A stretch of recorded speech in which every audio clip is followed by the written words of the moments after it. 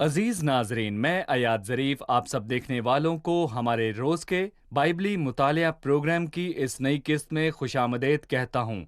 इस प्रोग्राम में हम बाइबल मुकद्दस की तमाम किताबों यानी पैदाइश से मुकाशवा तक आपके लिए मुताला पेश करते हैं, और अपने मुताले में हम मती की अंजील, जो कि नए अहदनामे की पहली किताब है, उसके 18वें बाब तक पहुँच गए हैं।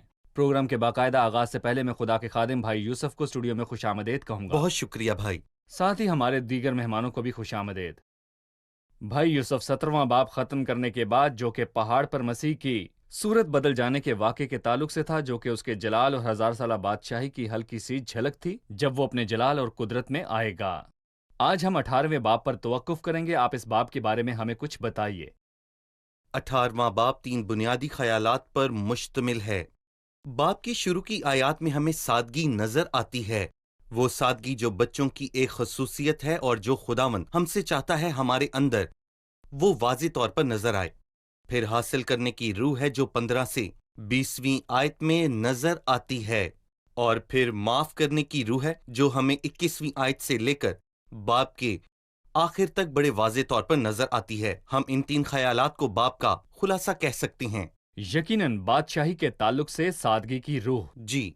अब मैं कुछ आयात पढ़ूंगा, उसके बाद आपसे सवाल पूछूंगा। उस वक्त शागिर्द यीशु के पास आकर कहने लगे, पस आसमान की बादशाही में बड़ा कौन है? उसने एक बच्चे को पास बुलाकर उसे उनके बीच में खड़ा किया और कहा, मैं तुमसे सच कहता हूं कि अगर तुम तौबा ना करो और बच्चों की मानिंद ना बनो तो आसमान की बादशाही में हरगिज दाखिल ना होगे। बस जो कोई अपने आप को इस बच्चे की मानिंद छोटा बनाएगा, वही आसमान की बादशाही में बड़ा होगा। और जो कोई ऐसे बच्चे को मेरे नाम पर कबूल करता है, वो मुझे कबूल करता है। लेकिन जो कोई इन छोटों में से जो मुझ पर ईमान लाए हैं किसी को ठोकर खिलाता है, उसके लिए यह बेहतर है कि बड़ी चक्की का पाट उसके गले में लटकाया जाए और वो गहरे समंदर में डुबो दिया जाए। ठोकरों के सबब से दुनिया पर अफसोस है, क्योंकि ठोकरों का होना जरूर है, लेकिन उस आदमी पर अफसोस है जिसके बायस से ठोकर लगे। बस अगर तेरा हाथ या तेरा पांव तुझे ठोकर खिलाए तो उसे काट कर अपने पास से फेंक दे। टुंडा या लंगड़ा होकर जिंदगी में दाखिल होना तेरे लिए इससे बेहतर है कि 2 हाथ या 2 पांव रखता हुआ तो हमेशा की आग में डाला जाए। और अगर तेरी आंख तुझे ठोकर खिलाए तो उसे निकालकर अपने पास से फेंक दे। काना होकर जिंदगी में दाखिल होना तेरे लिए इससे बेहतर है कि 2 आंखें रखता हो तो आतिश जहन्नुम में डाला जाए। ये वाज़ेह है कि यह हिस्सा सादगी के ताल्लुक से जिसकी तरफ आपने इशारा किया, और ठोकरें जो सादगी ना होने की वजह से लगती हैं। सादगी या हलीमी और गरूर का खुदा के मुताबिक क्या तस्वुर है और उसका बादशाही के साथ क्या ताल्लुक है? बाब के आगाज में मसीह के शागिर्दों का सवाल क्या था? आसमान की बादशाही में बड़ा कौन है? इंसान अजमत की तलाश में रहता है, और मसीह ने उनकी हौसला अफजाई करते हुए कहा, सादा रूह रखें जो बच्चों की एक खसूसियत है। और पहली चंद आयात हम उन छोटों में से लफ्ज का जिक्र 7 मर्तबा यहाँ देखते हैं। किसी ने कहा, दाऊद ने अपनी बादशाही में अपने 7 सूरमा इकट्ठे किए, लेकिन मसीह ने अपनी बादशाहत में अपने इर्द गिर्द छोटे बच्चों को जमा किया, जो हमने पढ़ा भी है। वो जो उसकी बादशाहत में अपने लिए अजमत की तलाश में नहीं थे, हम ये कह सकते हैं। जब वो ये बहस कर रहे थे कि बादशाही में बड़ा कौन है, तो मसीह ने उन्हें बताया कि एक बात जो तुम्हें अपने जहनों में रखने की जरूरत है वो ये है, बादशाही में बड़ा कौन है ये जानने से पहले तुम ये जान लो कि मैं तुमसे सच कहता हूं, अगर तुम तौबा ना करो और बच्चों की मानिंद ना बनो तो आसमान की बादशाही में दाखिल ना होगे। ये अच्छी बात है कि आप आसमान की बादशाही में अपने मुकाम को तलाश करें, लेकिन आप उस वक्त तक दाखिल नहीं हो सकते जब तक आपके अंदर सादगी की रूह ना हो, क्योंकि आपको बच्चों की मानिंद होना जरूर है। इसलिए सादगी और हलीमी बादशाही में दाखिल होने का जरिया है। इसके बाद वो ठोकरों के ताल्लुक से बात करता है। ठोकर क्या है और ये इंसान के साथ क्या कर सकती है? मेरा मतलब है कि छोटे बच्चों के ताल्लुक से बात करने के बाद किस तरह हमें बच्चों की तरह हलीम होने की जरूरत है, और बच्चों की तरह कबूल करने की भी। वो हमें मनफी रुख के ताल्लुक से खबरदार करता है जो छोटे बच्चों के गुनाह करने का अक्सर बाइस बनता है। छोटे बच्चों को घर से दूर करना किस कदर आसान है। बुरे लोग ऐसा काम बहुत करते हैं, लेकिन मसीह हमें कहता है, अफसोस उस आदमी पर जिसके बाइस से ठोकर लगे। मैं अपने देखने वालों को याद दिलाना चाहूंगा, यहां मसीह की तवज्जो ठोकर लगाने पर ज्यादा है। لیکن پچھلے باب میں اس نے پترس سے خوبصورت بات کہی، لیکن مبادہ ہم ان کے لیے ٹھوکر کا باعث ہوں تو جھیل پر جا کر وہاں بنسی ڈال، اور جو مچھلی پہلے نکلے اسے لے، اور جب تو اس کا منہ کھولے گا تو اس میں ایک مسکال پائے گا، اور تو وہ مسکال لے کر میرے لیے اور اپنے لیے انہیں دے۔ اور یہاں مسیح کے شاگردوں کو ان چھوٹوں میں سے کسی کے لیے بھی ٹھوکر کا باعث نہیں بننا تھا۔ اس کے علاوہ اگر آپ کی زندگی میں کچھ ایسا ہے جو کہ بہت ہی زیادہ قیمتی ہے اور آپ سے یہ گناہ کرواتا ہے، تو یہ آپ کے سفر میں رکاوٹ کی وجہ ہے، تو آپ اس سے جان چھڑوائیں، چاہے یہ آپ کا ہاتھ ہے یا پھر آنکھ ہے۔ یہ آپ سے گناہ نہ کروائیں اور آسمان کی بادشاہی میں داخل ہونے میں آپ کی رکاوٹ نہ ہو۔ صحیح، شاید کوئی پروگرام یہ پہلی بار دیکھ رہا ہو اور یہ باتیں اس کے لیے کچھ عجیب ہوں، تو آپ جاننا چاہتے ہیں کہ کیا ان کے معنی حقیقی ہیں کہ اگر میرا ہاتھ گناہ کرے تو میں اسے کاٹ کر پھینک دوں اور اپنی آنکھ نکال دوں؟ اور ان الفاظ سے کیا مراد ہے کہ لنگڑا ہو کر زندگی میں داخل ہو؟ اس تعلق سے ناظرین کو بتائیں ان الفاظ کے کیا معنی ہیں۔ مطلب کہ اس کے حقیقی معنوں کا تو سوال ہی پیدا نہیں ہوتا۔ وہ کہنا یہ چاہتا ہے کہ آپ کی چاہے جتنی بھی قیمتی چیز ہو، چاہے یہ آپ کی آنکھ ہی کیوں نہ ہو، یہ آپ کو آسمان پر جانے سے روک سکتی ہے۔ تو بہتر کیا ہے آنکھ کے بغیر ہی داخل ہوا جائے، یا پھر پورے جسم کے ساتھ جہنم کی ہمیشہ ہمیشہ کی آگ میں ہم ڈال دیے جائیں؟ بہتر کیا ہے؟ ابدی زندگی کی خاطر ہر چیز سستی اور آسان ہے، اس سے بہتر کچھ نہیں۔ لیکن اس کا مطلب یہ نہیں کہ میں اپنی آنکھ نکال دوں یا پھر اپنا ہاتھ کاٹ دوں، لیکن تقاضا یہ ہے کہ میں اس کو بالکل بھی ترجیح نہ دوں اور اس کے بغیر جیوں، کیونکہ یہ گناہ کرواتا ہے اور ہمیں آسمان کی بادشاہی سے دور کرتا ہے۔ شکریہ، ہم ایک چھوٹے سے وقفے کے بعد دوبارہ حاضر ہوں گے۔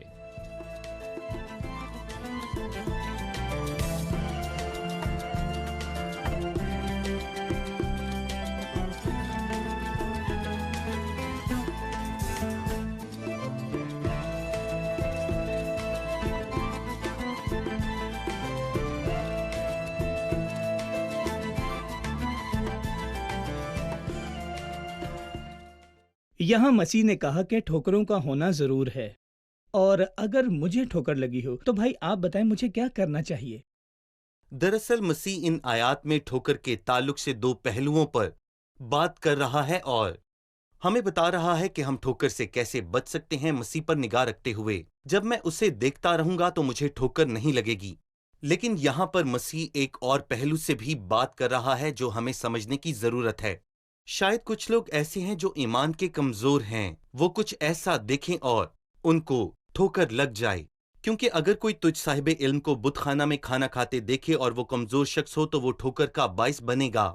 پالوس کہتا ہے اس سبب سے اگر کھانا میرے بھائیوں کے لیے ٹھوکر کا باعث بنے گا تو یقیناً میں ہرگز کھانا نہیں کھاؤں گا، کیونکہ یہاں گوشت کھانا مسئلہ نہیں ہے لیکن ٹھوکر کا باعث بننا بہت بڑا مسئلہ ہے۔ یہاں مسیح کہہ رہا ہے اگر کوئی کسی کے لیے ٹھوکر کا باعث بنتا ہے تو اس کے لیے بہتر ہے کہ اس کے گلے میں بڑی چکی کا باٹ ڈالا جائے اور وہ گہرے سمندر میں ڈبو دیا جائے تاکہ وہ پھر کبھی ظاہر نہ ہو سکے۔ لیکن ہمیں دوسروں کے لیے ٹھوکر کا باعث بننے سے پرہیز کرنا ہے اور نہ ہی ہمیں دوسروں سے ٹھوکر کھانی ہے۔ اس لیے خداوند نے ہمیں سکھایا کہ لوگوں پر نگاہ نہ لگائیں اور نہ ان کے رویے پر توجہ دیں، ان سے ٹھوکر نہ کھائیں جی، اور خود پر نظر رکھیں اور دوسروں کے لیے ٹھوکر بننے سے بچیں۔ کسی کو یہ نہیں کہنا چاہیے کہ میں خود اپنا مالک ہوں، میں جو چاہے لکھوں، کھاؤں، پیوں یا جو چاہے کروں اور میں دوسروں کو ذمہ دار نہیں، لیکن بائبل بتاتی ہے کہ ہم آپ پر دوسروں کے ذمہ ذمہ دار داری ہے۔ ہیں۔ صحیح۔ اس کے بعد 10ویں آیت سے 14ویں آیت کے حصے میں ان چھوٹوں کے تعلق سے بات کی گئی ہے۔ خدا نے ان چھوٹوں کے ساتھ کیا کرنے کا حکم دیا، آپ کیا کہیں گے؟ یہاں وہ ہمیں ان چھوٹوں کی اہمیت کو 3 طریقوں سے بیان کرتا ہے۔ پہلا طریقہ 10ویں آیت میں ہے۔ 10ویں آیت میں لکھا ہے، خبردار ان چھوٹوں میں سے کسی کو حقیر نہ جاننا۔ کیوں؟ کیونکہ میں تم سے سچ کہتا ہوں کہ آسمان پر ان کے فرشتے میرے آسمانی باپ کا منہ ہر وقت دیکھتے ہیں۔ آسمان پر کون ہے؟ گویا وہ کہنا چاہتا ہے فرشتے۔ وہ ان چھوٹوں کی قدر کرتے ہیں۔ آپ ان کو حقیر کیسے کہہ سکتے ہیں؟ لیکن صرف فرشتے ہی نہیں۔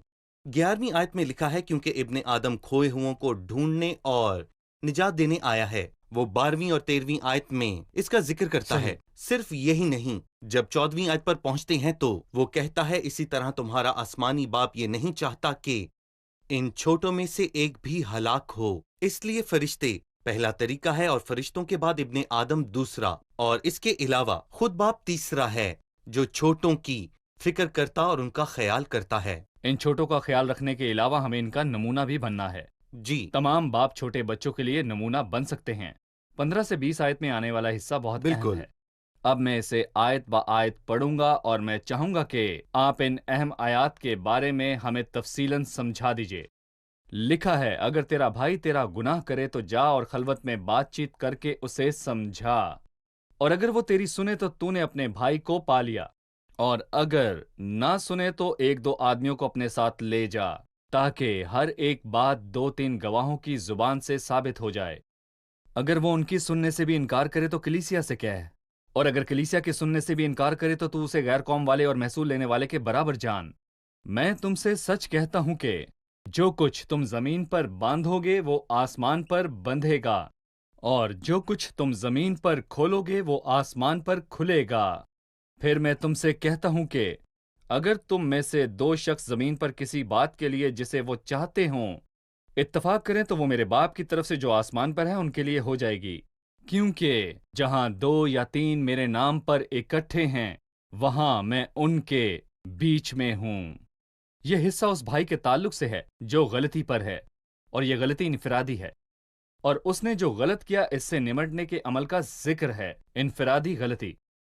لکھا ہے کہ اگر تیرا بھائی تیرے خلاف گناہ کرے، آپ انتظار نہ کریں کہ وہ آپ کے پاس آ کر معافی مانگے، بلکہ آپ اس کے پاس جائیں۔ مسیح نے 5ویں باب میں کہا، پس اگر تو قربان گاہ پر قربانی گزرانتا ہو اور تجھے یاد آئے کہ تیرے بھائی کو تجھ سے کچھ شکایت ہے، تو وہیں قربان گاہ پر اپنی نظر چھوڑ دے اور جا کر اپنے بھائی سے ملاپ کر۔ بادشاہی کے اصول نہایت ہی اعلیٰ ہیں، اور خدا کا فضل کلیسیا کے لیے واضح ہے، بلکہ اس سے بہت زیادہ جو بادشاہی میں ظاہر ہوا، کیونکہ وہ بادشاہی میں ظاہر ہوا ہے۔ یہاں وہ زیادہ کی توقع کرتا ہے۔ وہ کہتا ہے اگر تیرا بھائی تیرے خلاف گناہ کرے تو انتظار نہ کر کہ وہ آپ سے معافی مانگنے آئے گا اور حالات بہتر ہو جائیں گے، ایسا نہ کریں۔ آپ اس کے پاس جائیں اور اس کے پاس بیٹھ کر بات کریں اور اسے سمجھائیں، تاکہ آپ اپنے بھائی کو کھوئے نہیں بلکہ اسے پالیں۔ بات چیت کرنے کا یہ مطلب نہیں کہ آپ اسے اس کی غلطیاں بتائیں، بلکہ آپ اسے یہ ظاہر کروائیں کہ آپ اس سے ملنے اور ملاپ کرنے آئے ہیں۔ صحیح۔ اگر وہ میری نہ سنے تو 1 یا 2 کو اپنے ساتھ لے جاؤ۔ پہلی دفعہ یہ ایک پوشیدہ مسئلہ تھا، لیکن اس مرتبہ تم اپنے ساتھ 1 یا 2 کو لے جانا، تاکہ ہر ایک بات 2 یا 3 گواہوں کی زبان سے ثابت ہو جائے۔ اگر پہلی مرتبہ میں اپنے بھائی کو نہ پا سکوں تو شاید جو 2 میرے ساتھ گئے تھے وہ میرے بھائی کو قائل کر لیں، اور اگر وہ ان کی بھی نہ سنیں تو یہاں ہم خداون کے صبر کو دیکھتے ہیں۔ تو اگر وہ ان کی نہ سنیں تو کلیسیا سے کہہ کے آپ کے پاس حتمی اختیار ہے، اور اگر وہ کلیسیا کی بھی نہ سنے تو وہ ان کو غیر قوموں اور محصول لینے والوں کے برابر سمجھتا ہے، اور یہ بات بہت ہی بری بات ہے۔ پھر وہ باندھنے اور کھولنے کے تعلق سے یہاں پر واضح طور پر بات کرتا ہے اور کہتا ہے جو خداوند سے اس کی کلیسیا کو ملا ہے وہ اختیار جہاں 2 یا 3 ہے وہاں میں موجود ہوں۔ آپ نے کلیسیا کی طرف اشارہ کیا، اور یہ متی کی انجیل میں دوسری بار آیا ہے۔ پہلی مرتبہ یہاں متی 16ویں باب میں، پھر 18ویں باب میں۔ لہٰذا اس 2 مرتبہ ذکر کے درمیان فرق کے تعلق سے ہمیں سمجھا دیجیے، اور کلیسیا کے اس بھائی سے جس نے گناہ کیا ہے علیحدگی اور جدائی کے مسئلے سے متعلق کیا کردار ہے، کیونکہ یہ بات دیکھنے والوں کے لیے نئی ہو سکتی ہے جو یہ بھی نہیں جانتے کہ کلیسیا کا مطلب کیا ہے۔ لہٰذا ہمیں بتائیے جس کی بنیاد پر ہم بائبل کے دوسرے حصوں میں کلیسیا کے تعلق سے مطالعہ کر سکیں۔ چاروں اناجیل میں لفظ کلیسیا کا کوئی ذکر نہیں آتا سوائے متی کے 16ویں باب میں اور پھر 18ویں باب میں۔ متی کا 16واں باب کلیسیا کو مکمل حیثیت سے بیان کرتا ہے۔ میں اپنی کلیسیا بناؤں گا، میرے لوگ مسیح کا بدن ہیں۔ کلیسیا جو کہ اس کا بدن ہے مسیح پر خدا کا گھر ہے۔ مسیح اسے بتا رہا ہے، 16ویں باب میں مجموعی طور پر بیان کیا گیا ہے، اور یہاں 18ویں باب میں مقامی لحاظ سے بیان کیا گیا۔ اس لیے ہر کلیسیا خدا کے نام پر اکٹھا ہونے والی جماعت ہے، لیکن اگر وہ کلیسیا کی سننے سے انکار کرے تو یعنی کلیسیا کو یہاں 2 اعتبار سے بیان کیا گیا ہے، مجموعی اعتبار سے، اور کلیسیا خدا کا بدن ہے اور اس کی معموری جو ہر طرح سے سب کا मामूर करने वाला है, ये कलीसिया के उठाए जाने तक मुकम्मल ना होगा, क्योंकि इस वक्त मसीह अपनी कलीसिया बना रहा है।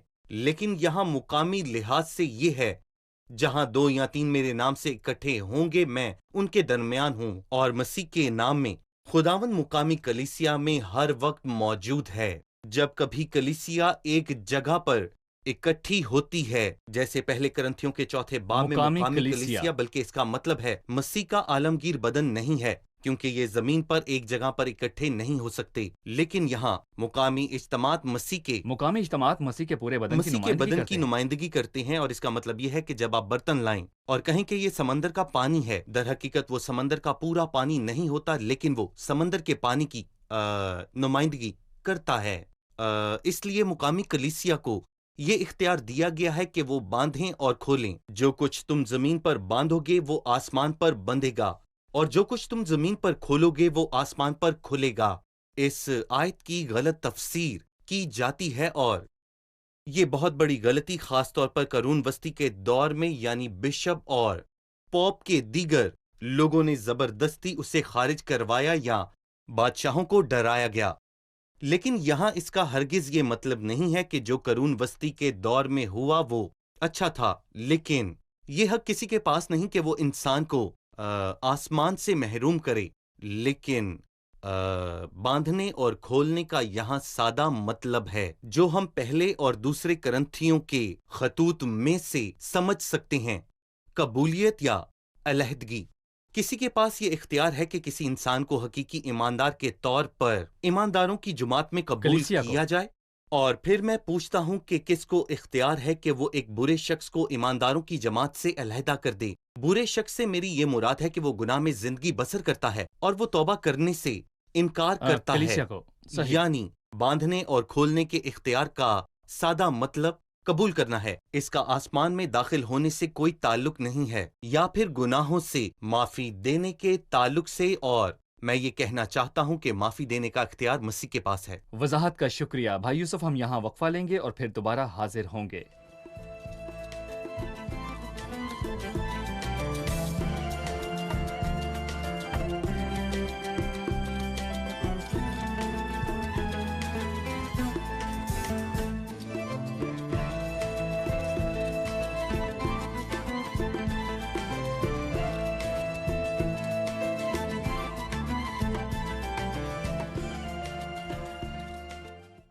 हमने 15वीं आयत में देखा, अगर तेरा भाई तेरे खिलाफ गुनाह करे तो तू जा और खलवत में बातचीत करके उसे समझा। अगर मसला हल ना हो तो 2 भाइयों को ले जाए और फिर कलीसिया को बताए। लेकिन पत्रस 21 में दोबारा वही सवाल क्यों पूछता है? "ऐ खुदावंद, अगर मेरा भाई गुनाह करे तो मैं कितनी दफा उसे माफ करूं? क्या 7 बार तक?" ये बात समझा दीजिए।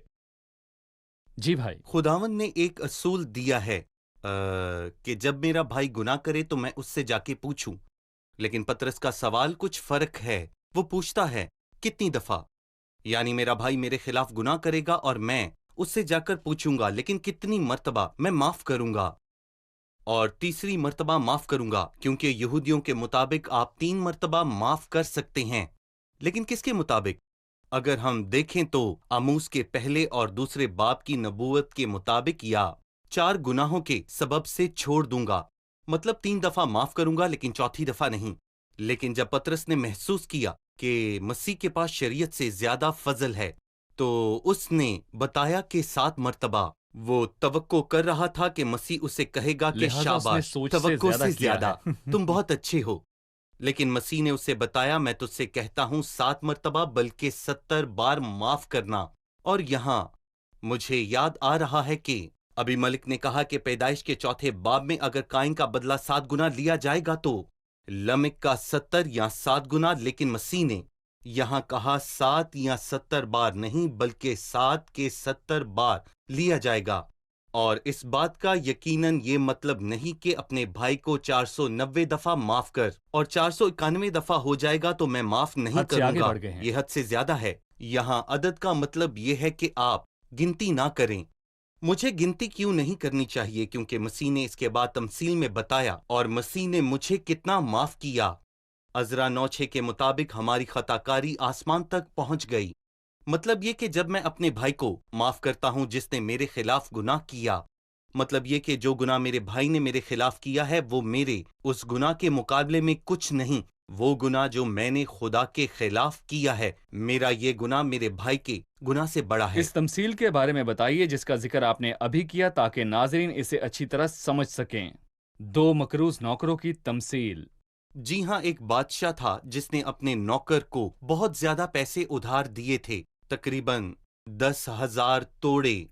اور کہا جاتا ہے ہیرودیس کو جو پیسہ دیا جاتا تھا، یعنی ہیرودیس کی سالانہ تنخواہ 900 توڑے تھی. مطلب وہ شخص بادشاہ کا ہزاروں کا مقروض تھا، وہ رقم بہت زیادہ تھی. یہ رقم ادا کر مطلب کہ سکے. یہ ناممکن تھا کہ وہ غلام یا پھر دنیا کا کوئی غلام اس رقم کو ادا کر سکے.